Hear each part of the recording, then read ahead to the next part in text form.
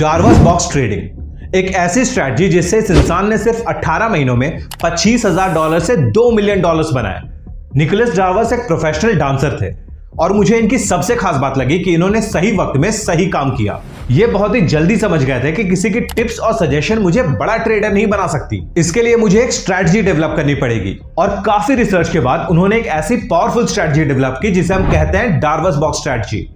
इनकी पूरी स्ट्रैटेजी 3 चीजों पे बेस्ड थी। सबसे पहला कि वो हमेशा अप ट्रेंड के स्टॉक्स लेते थे। इनका कहना था कि जो स्टॉक ऊपर जा रही है वो ऊपर जाने के लिए बनी है और जो स्टॉक नीचे जा रही है इसकी बहुत कम चांस है कि मेरे लेने के बाद वो रिवर्स करके ऊपर चली जाए। एक बार फिर से, इनका कहना था कि जो स्टॉक ऊपर जा रही है वो ऊपर जाने के लिए बनी है और जो स्टॉक नीचे जा रही है इसकी बहुत कम चांस है कि मेरे लेने के बाद वो रिवर्स करके ऊपर चली जाए। दूसरा, वो अपने प्रॉफिट्स को बढ़ने देते थे। वो अपने टारगेट आने पे तुरंत एग्जिट नहीं करते थे। देखिए, एक बात याद रखिए, कोई स्टॉक सिर्फ आपके टारगेट को हिट करने के लिए ऊपर नहीं आ रही, वो ऊपर आ रही है क्योंकि उसे ऊपर जाना है। जो छोटे ट्रेडर्स हैं वो 1:2 और 1:3 में फंसे रहते हैं, लेकिन जो बड़े ट्रेडर्स हैं उन्हें बहुत अच्छे से पता है कि मार्केट उन्हें कमाने के मौके बहुत ही कम देती है। इसीलिए जब भी वो सही होते हैं वो अपने स्टॉप लॉस को ट्रेल करते रहते हैं ताकि वो ज्यादा से ज्यादा प्रॉफिट लेकर निकल सके। और जब उन्हें लॉस होता है तो वो एक छोटा सा स्टॉप लॉस लेकर निकल जाते हैं। और रिटेल ट्रेडर्स यही चीज उल्टा करते हैं। उन्हें छोटा सा भी प्रॉफिट होता है वो उस प्रॉफिट को लेकर निकल जाते हैं और उन्हें बड़ा से बड़ा भी लॉस होता है तब भी वो उस लॉस को लेकर बैठे रहते हैं। और आखिरी है डार्वस बॉक्स स्ट्रैटेजी। इस स्ट्रैटेजी को मैं 5 एग्जांपल से समझाने वाला हूं। 4 एग्जांपल मैं पुराने लूंगा जिसमें आपको पता चलेगा कि इसके रिजल्ट्स दिखते कैसे हैं, और 5वां एग्जांपल मैं बिल्कुल नया लूंगा जिससे आपको समझ आएगा कि आपको पोजीशन बनानी कब है। तो चलिए, विदाउट वेस्टिंग एनी टाइम हम चलते हैं अपने स्क्रीन पर। इस स्ट्रैटेजी को यूज करने के लिए आपको 3 चीजें ध्यान में रखनी होंगी। सबसे पहला है कि आपको फंडामेंटली स्ट्रॉन्ग स्टॉक्स में ही ट्रेड करना है। देखिए, अगर आप किसी स्टॉक को 1, 1.5 या 2 महीने होल्ड करने वाले हैं तो कोई तो बेसिस होनी चाहिए, कोई रीजन होनी चाहिए जिसकी वजह से आप उस स्टॉक को होल्ड कर सके इतना लंबा। देखिए, मोमेंटम कभी कोई बेसिस नहीं बन सकता। सिर्फ अगर कोई स्टॉक ऊपर जा रहा है इसलिए आप उसे सोच रहे हैं कि मैं 1 महीने होल्ड कर लूं या 2 महीने, यह कभी नहीं हो सकता। आज ऊपर जा रहा है, कल नीचे चला जाएगा, लेकिन स्टॉक का फंडामेंटल 2-3 महीने में चेंज नहीं होता। इसलिए आपको वैसे स्टॉक्स में ट्रेड करना है जो फंडामेंटली बहुत ही स्ट्रांग है। दूसरा, वो स्टॉक एक अप ट्रेंड में होना चाहिए। देखिए, मैंने आपको पहले ही बताया था कि निकोलस डार्वस वैसे ही स्टॉक्स में ट्रेड करते थे जो अप ट्रेंड में जा रही है, क्योंकि जो स्टॉक ऑलरेडी अप ट्रेंड में उसके और ऊपर जाने के चांसेस ज्यादा है। तीसरा और सबसे इंपॉर्टेंट चीज, उस स्टॉक में एक बॉक्स पैटर्न का फॉर्मेशन होना चाहिए। देखिए, बॉक्स पैटर्न कुछ और नहीं, एक कंसोलिडेशन को कहते हैं। इसको ऐसे समझिए, आपके पास 5-7 लाख रुपए इन्वेस्ट करने के लिए, इसीलिए आपको तुरंत ही सेलर मिल जाता है। लेकिन अगर आपके पास 500-600 करोड़ रुपए हो तो इतना बड़ा सेलर एक बार में कभी नहीं मिलेगा। और यही प्रॉब्लम बड़े प्लेयर्स के साथ है। मान लीजिए आज उन्हें 500 करोड़ का स्टॉक खरीदना है तो उतना बड़ा सेलर एक बार में नहीं मिलेगा। तो इसके लिए वो करते क्या है कि उस स्टॉक को ऊपर से थोड़ा सा सेल करना शुरू करते हैं। देखिए, जब उस स्टॉक को थोड़ा सेल करते हैं तो उसमें एक सेलिंग प्रेशर बनना शुरू होता है, और इससे होता क्या है कि जितने भी वीक हैंड्स हैं जैसे रिटेल ट्रेडर्स, वो अपना पोजीशन छोड़ना शुरू करते हैं। इसके वजह से स्टॉक की सप्लाई बढ़ जाती है, और आपको भी पता है कि अगर सप्लाई डिमांड से ज्यादा हुई तो उस चीज की प्राइस कम होनी शुरू हो जाती है। तो सप्लाई के बढ़ने की वजह से स्टॉक की प्राइस धीरे धीरे नीचे आना शुरू हो जाती है। लेकिन इतनी भी ज्यादा सप्लाई नहीं हुई है कि एक बार में उन्हें 500 करोड़ का स्टॉक मिल जाए। यहां पे वो 500 करोड़ की जगह अपना एक छोटा सा पोर्शन बाय करते हैं, मान लीजिए 10 करोड़ का। तो लेकिन फिर भी ये 10 करोड़ है तो बड़ा रकम, तो इनके बाय करते ही यहां पे एक स्पाइक आ जाता है। और इसके बाद आप देख सकते हैं कि कई लोग जिनका ये स्टॉक में नजर था वो देखते हैं कि स्टॉक की प्राइस बढ़नी शुरू हो गई है, और जितने भी रिटेल ट्रेडर्स हैं वो आके यहां पे जमावड़ा लगा देते हैं, यानी सब कोई उसे खरीदना शुरू कर देते हैं और धीरे धीरे स्टॉक की प्राइस और बढ़ा देते हैं। तो आप सोचिए, इनके जगह आप अपने आप को रख के सोचिए। यहां पे आपने 140 में 10 करोड़ का बाई किया, अभी आपके पास 490 करोड़ और बचा है बाई करने के लिए। तो क्या आप अपने 10 करोड़ को 145 पे बाई करेंगे और बाकी 490 करोड़ को 180 पे बाई करेंगे? ऑब्वियसली आप नहीं करेंगे। इससे आपकी एवरेज बाइंग बढ़ जाएगी। इसीलिए वो बड़े प्लेयर्स करते क्या है कि फिर से उस स्टॉक में थोड़ा थोड़ा बेचना शुरू करते हैं, और ये खरीद बेच का सिलसिला चलता रहता है यहां तक कि ये स्टॉक का डिमांड एक टाइम के बाद बहुत ज्यादा बढ़ जाता है, क्योंकि जितने भी सप्लाई है इस बड़े प्लेयर ने पूरी सप्लाई एब्जॉर्ब कर ली है।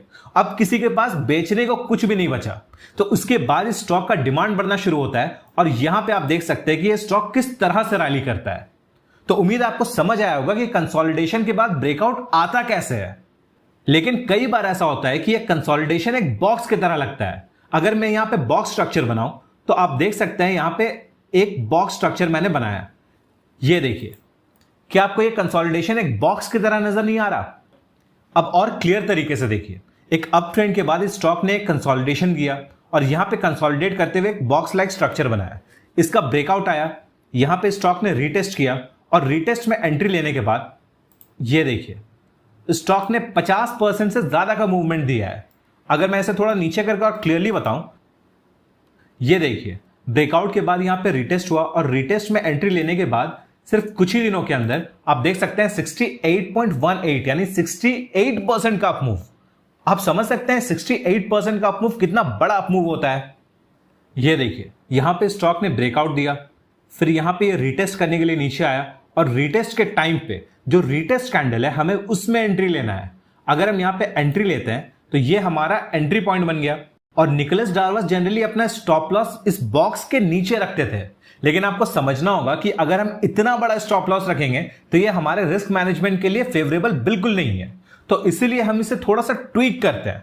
हम इसे बॉक्स के नीचे रखने के बजाय इस बॉक्स के बीच में रखते हैं, क्योंकि देखिए आपको समझ में आना चाहिए कि अगर ब्रेकआउट देने के बाद वो स्टॉक बॉक्स के अंदर फिर से घुस गया, इसका मतलब है कि स्टॉक में मोमेंटम अभी क्लियर नहीं हुई है।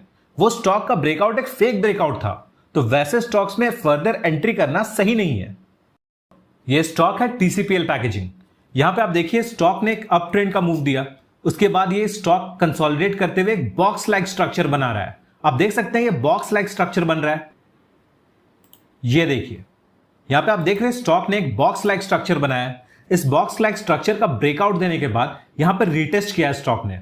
अगर यहां पे एंट्री पॉइंट बनता है तो आप देख सकते हैं यहां पे स्टॉक लगभग 45% से ऊपर चला गया है, या 43% है, लेकिन फिर भी आप काफी जगह बचा हुआ है। चलिए मैं इसे नीचे करके ही आपको दिखा देता हूं। ये देखिए ये एक रीटेस्ट कैंडल है, ये हमारा एंट्री कैंडल बना और यहां पे आप देखिए स्टॉक ने लगभग 45% का अपमूव दिया है। ठीक है, वो उतना मायने नहीं रखता कितना परसेंट का दिया है, मैटर हमें यहां पे समझना है कि एंट्री कैसे ले और स्टॉप लॉस कहां पे रखे। तो ये हमारा एंट्री पॉइंट बना और इसके नीचे नहीं बल्कि इसके बीच में कहीं पे हमारा स्टॉप लॉस बनेगा। लेकिन आप में से कई लोगों के दिमाग में एक सवाल आ रहा होगा कि मैंने स्टॉप लॉस बता दिया, एंट्री बता दिया, मैंने टारगेट क्यों नहीं बताया? देखिए मैंने आपको पहले भी बताया कि निकोलस डार्वस अपने प्रॉफिट्स को बढ़ने दिया करते थे, इसलिए वो कोई सेट टारगेट नहीं रखते थे बल्कि अपने स्टॉप लॉस को ट्रेल करते रहते थे। तो यहां पे टारगेट की जगह हमें जानना है कि ट्रेलिंग स्टॉप लॉस कैसे रखते हैं। ट्रेलिंग स्टॉप लॉस के लिए आपको एक चीज जानना होगा कि एंट्री के बाद स्टॉक ऊपर गया, स्टॉक ने थोड़ा रीटेस्ट किया, एक बार इसमें ना ईएमए लगाकर देख लिया कीजिए। कई बार ऐसा होता है कि स्टॉक अपने ईएमए के पास रीटेस्ट करके ऊपर चला जाता है, तो यहां पे रीटेस्ट करने के लिए नीचे आया।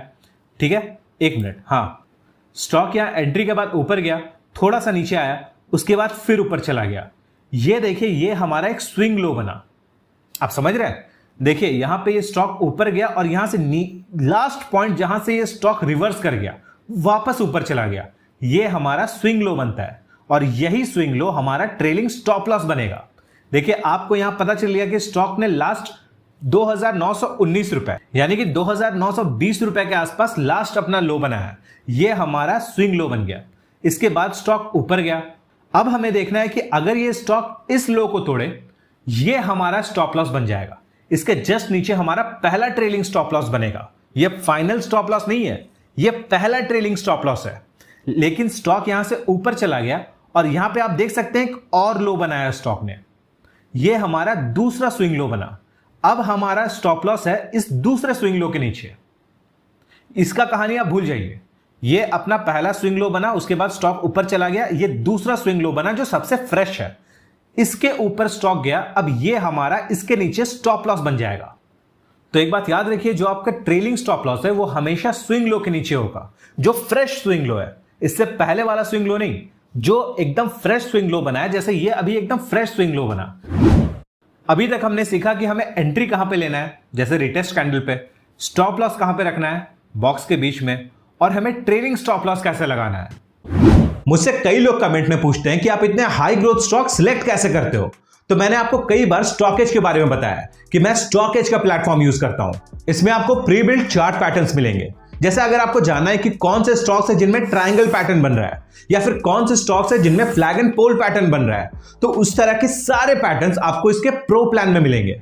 इसके अलावा आपको इसके प्रो प्लान में सेक्टर रोटेशन का फीचर मिलता है और ये मेरा one of the most favourite tool है। सेक्टर रोटेशन का मतलब है कि बड़े प्लेयर्स अभी किन सेक्टर से पैसा निकालकर किन सेक्टर्स में डाल रहे हैं।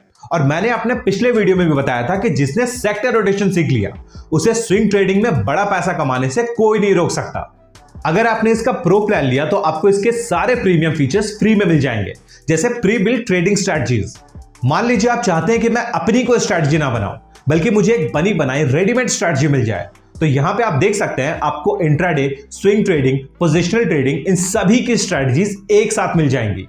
और मैं आपको बता दूं कि इनकी हर एक स्ट्रैटेजी 500 से ज्यादा बार बैक टेस्ट हो चुकी है।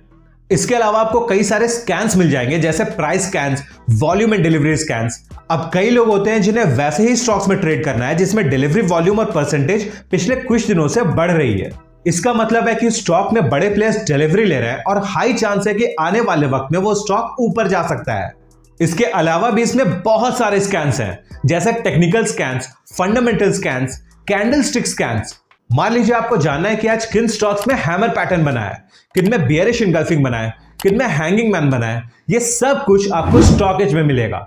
वैसे तो इसका मंथली प्लान लगभग 1500 रुपए का है। अगर आप इसके ईयरली प्लान को लेते हैं तो ये 999 पर मंथ पड़ेगा, लेकिन फिर भी ये बहुत महंगा है। तो मैंने स्टॉकेज की टीम से पूछा कि मेरे सब्सक्राइबर्स का पैसा कहां बचा, वो भी तो उतना ही पे कर रहे हैं जो बाकी लोग पे कर रहे हैं।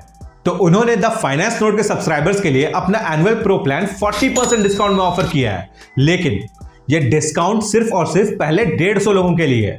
अगर आप 151 भी होंगे तो आप देखिएगा कि ये कूपन कोड काम ही नहीं करेगा। तो आपको मेरा कूपन कोड TFN40 यूज करना है और इसका एनुअल प्रो प्लान जो पर मंथ 999 का आता था, अब सिर्फ और सिर्फ 599 पर मंथ का मिलेगा। ये कूपन कोड आपको वीडियो के डिस्क्रिप्शन और पिन कमेंट में भी मिल जाएगा। तो चलिए अब हम वापस चलते हैं अपने स्क्रीन पर। अगला स्टॉक है वोल्टास।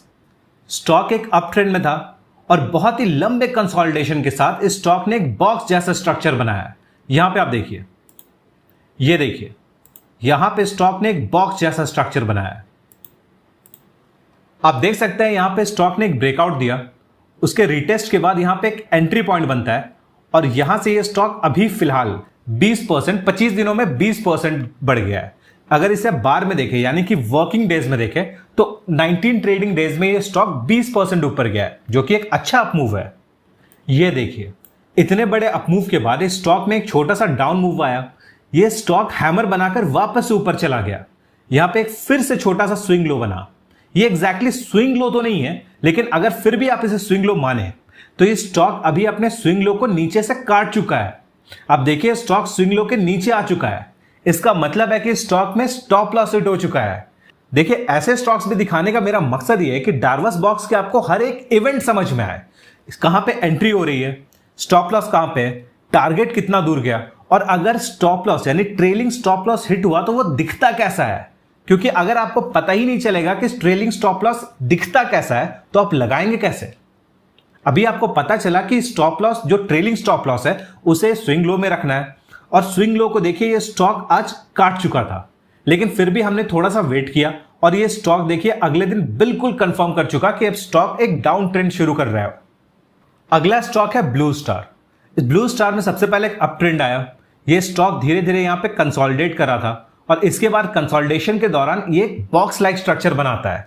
यहां पे आप देखिए, यहां पे एक बॉक्स जैसा स्ट्रक्चर बना रहा है कंसोलिडेशन के वक्त। यहां पे स्टॉक का ब्रेकआउट आया, एक रीटेस्ट आया। इस रीटेस्ट कैंडल में एंट्री के बाद अभी ये स्टॉक अपने एंट्री के लगभग 12 साढ़े 12% ऊपर है।